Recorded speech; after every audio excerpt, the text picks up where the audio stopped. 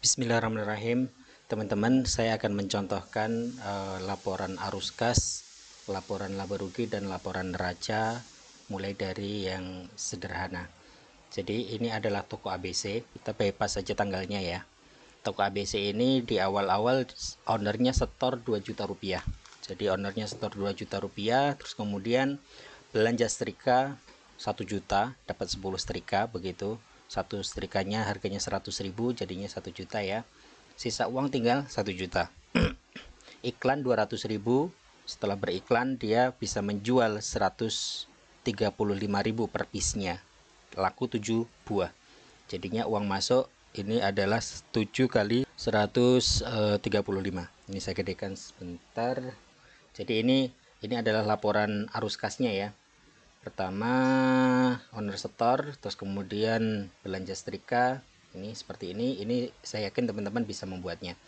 Nah sekarang bagaimana cara membuat laporan laba ruginya. Laporan laba rugi itu teman-teman perhatikan selalu kembali ke 5 item ya. Sebenarnya cuma 2 item saja, pendapatan dan biaya-biaya. Jadi COGS ini sebenarnya masuk ke biaya-biaya, cuma kita buat seperti ini supaya rapi. Jadi pendapatannya itu apa ya, ini sudah jual setrika. Sekarang kita asumsikan laku 1 setrika. Kalau laku 1 setrika berarti 1 kali 135 ya kan. Berarti untungnya berapa? 35.000. Kalau laku 7 berarti 7 kali 35.000 begitu. Itu nanti ketemu gross profitnya ya. Ketemu gross profitnya sebelum dikurangi biaya-biaya. Jadi pendapatannya berapa? Pendapatannya di sini kita tulis 945. Terus kemudian COGS nya berapa? 7 kali 100. 7 nya dari mana? 7 nya karena lakunya 7. 100.000 mana? 100.000 itu karena kita kulaannya itu 100.000 begitu. Maka COGS ini tidak tertulis secara eksak, secara persis. Jadi COGS ini tidak tertulis secara persis di arus kas. Kita harus melihat dulu datanya yang di sini. Laporan laba rugi dimulai dari penjualan. Penjualannya berapa ditulis semuanya, terus kemudian nanti COGS-nya itu ngikutin di sini. Ngikutin di sini. Jadi terjualnya berapa begitu. Kalau terjualnya 5 ya sudah tulis 5. Kalau terjualnya 10 ditulis 10. Begitu ya. Ini untuk barang-barang yang ada COGS-nya. COGS itu biaya dari barang yang terjual. Ini sebenarnya biaya ya, biaya. Cuma kita split, yang ini ngikut dan melekat pada penjualan. COGS itu melekat pada penjualan.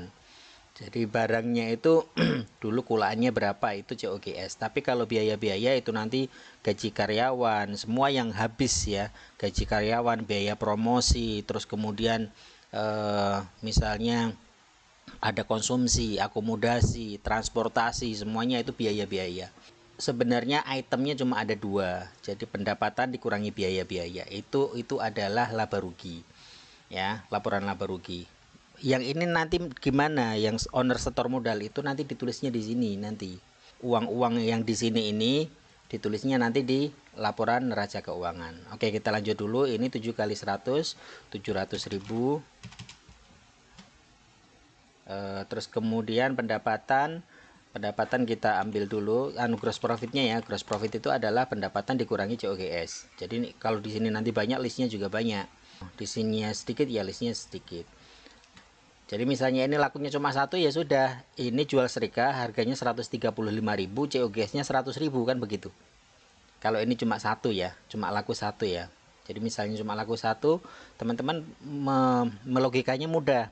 Di sini 135.000 harga jualnya, COGS-nya 100.000. Karena laku 7 ya dikalikan 7, begitu kan?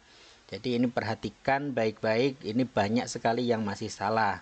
Jadi data yang ada di COGS ini tidak semuanya ada di sini, tidak ada di arus kas. Kita harus mencari tahu sendiri, kita harus menuliskan sendiri. Oh Pak, berarti tidak berbasis data. Berbasis data, datanya ada di sini nih, penjualan. Ini kan statement. Anda laku berapa? Oh laku 7. Ya sudah, COGS-nya 7 kali ulaannya berapa gitu. Harga belinya berapa? 100.000. Nah, gross profit itu laba kotor namanya. Jadi untung kotornya itu berapa? Untung yang belum dikurangi biaya-biaya itu adalah pendapatan dikurangi COGS. Ini berarti seperti ini, pendapatan dikurangi COGS. Terus kemudian biaya-biayanya apa di sini? Ada nggak? Oh ada, ini ternyata iklan. Iklan itu masuk biaya-biaya. Iklan itu bukan termasuk aset, iklan itu biaya. Jadi dia beban.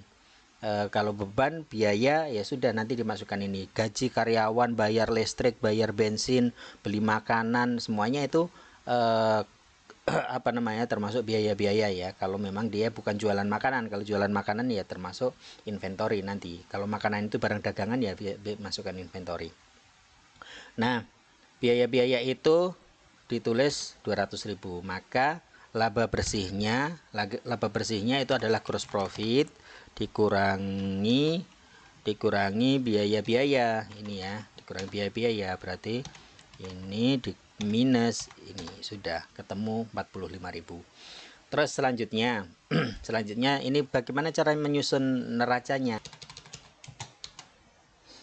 Nah, kita mau menyusun neraca ya. Neraca itu berarti kita per tanggal ya. Kalau laba rugi itu periode. Ini secara periodik ini apa saja yang dari arus kas ini apa saja yang muncul di periode ini. Tapi kalau neraca ya sudah, dia kita nanti ambil yang paling terakhir. Jadi yang dimaksudkan neraca ini adalah misalnya kita minta neraca setelah beli setrika ya bisa. Jadi setiap baris ini nanti akan berubah neracanya. Setiap baris akan ada perubahan di neraca. Nah, nanti kalau tidak ada, kalau kondisinya seperti ini berarti kita hanya akan menghitung ketika titik terakhir ya, ketika titik terakhir yang dimaksudkan dalam studi kasus ini. Maka kita lihat nih kasnya berapa, ya sudah ini ditulis 1.745 kasnya, 1.745.000. Terus kemudian persediaan barangnya berapa, ini kan laku 7 nih, laku 7 belinya 10, berarti sisa 3, tulis aja sini 300.000 gitu kan. Peralatannya ada nggak ada, kita nggak ada belanja peralatan di sini ya, nggak ada belanja peralatan. Terus kemudian modalnya berapa, ini modalnya di sini 200.000, 2 juta maaf, modalnya 2 juta. Terus kemudian labanya 45.000 begitu, 45.000. Ini yang coba sederhana ya, semoga bisa difahami. Selanjutnya kita akan coba input data-data tadi dengan menggunakan Rosetta Stone supaya kita bisa mengerjakannya dengan cepat 3 laporan keuangan tadi sekaligus. Yang pertama adalah owner store modal. Store modal ya. Store modal, maka owner store modal itu masuk kas 2 juta. 2 juta. Ini masih salah karena kita belum state bahwasanya itu adalah modal sendiri. Kita tulis di sini 2 juta. Sudah benar. Terus kemudian belanja beli setrika ya. Beli setrika 10 kali 100.000. Beli setrika 10 kali 100.000, tentu saja uangnya berkurang 1 juta. Tapi persediaan barang bertambah 1 juta. Sudah. Terus kemudian selanjutnya iklan ya. Iklan 200.000. Iklan 200.000 ini uangnya berkurang 200.000 karena ini merupakan biaya-biaya.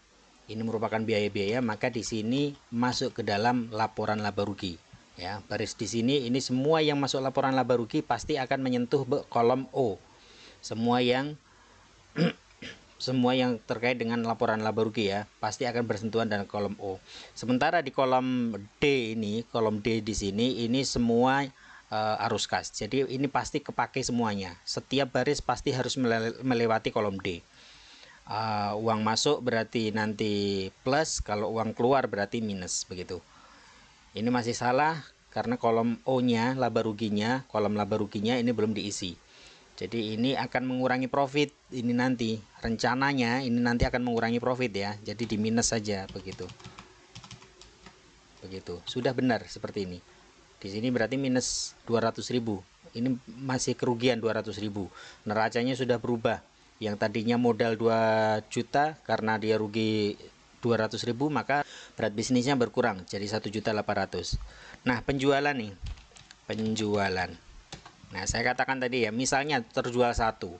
Misalnya terjual satu, penjualan A 135.000. 135.000 misalnya terjual satu, maka di sini tulis 135.000 seperti ini kan. Nah, untungnya kan ini 35.000 nih. Ya kan? Tadi kan modalnya kan 100.000 nih. Ini modalnya 100.000. Untungnya ini sudah pasti di sini 35.000.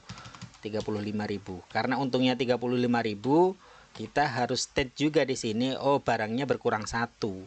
Persediaan barang berkurang satu. Ini kita minus 100.000. Inilah yang dinamakan COGS. Jadi ini yang dinamakan COGS, ini yang dinamakan barang yang keluar dari gudang. Karena kita di sini tadi ada barang 1 juta ya, ada 10 barang. Kalau laku 1 berarti dia berkurang 10. Kalau laku 7 gimana? Ya sudah. Ini dikalikan 7. Misalnya dikalikan 7, di sini kalikan 7, di sini kalikan 7. Seperti itu ya. Nah, sebelum kita kalikan 7, kita bikin rumusnya dulu bagaimana ini supaya menjadi 35.000. Karena di sini minus ya, maka kita membuat rumusnya plus, sama dengan kolom D ditambah kolom F. Begitu, 35.000. Sekarang ini kita kalikan 7, yang kolom D juga dikalikan 7 karena lakunya 7. Belum ada sama dengannya. Sama dengan di sini juga sama dengan minus 100. 100 itu harga pokoknya dikalikan 7. Seperti itu. Jadi ini 245. Laba ruginya berapa? Laba ruginya 45.000. Neracanya berapa? 2.045.000. Seperti itu teman-teman.